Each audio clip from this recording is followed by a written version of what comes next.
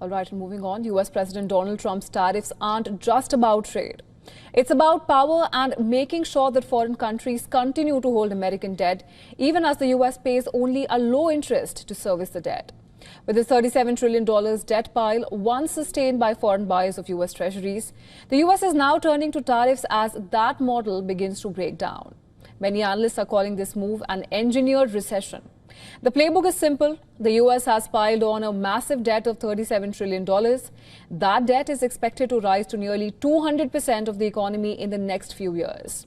So, Trump's rhetoric isn't about tariffs. It's about the $7.2 trillion the US must refinance in maturing treasuries by the end of 2026. Now, Trump's strategy to refinance $7 trillion in US debt is by controlling yields and saving trillions.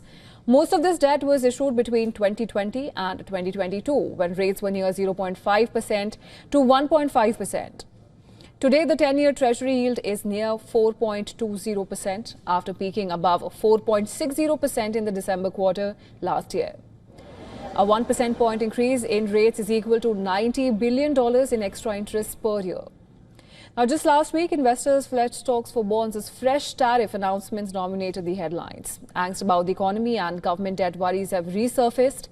An unconventional strategy known as the Mar-a-Lago Accord to weaken the US dollar and lower borrowing cost also dampened spirits. Now, tariffs act as a drag on economic growth. Less growth will lead to lower inflation expectations and longer-term yields. Well, Trump's tariff may look like protectionism, but they're a macro tool.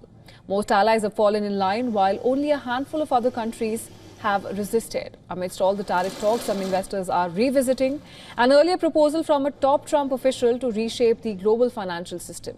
Headlines have ventured that the so-called Mar-a-Lago Accord could hint at the administration's future direction. The plan centers on encouraging or pressuring America's trading partners to accept a weaker US dollar and lower treasury rates.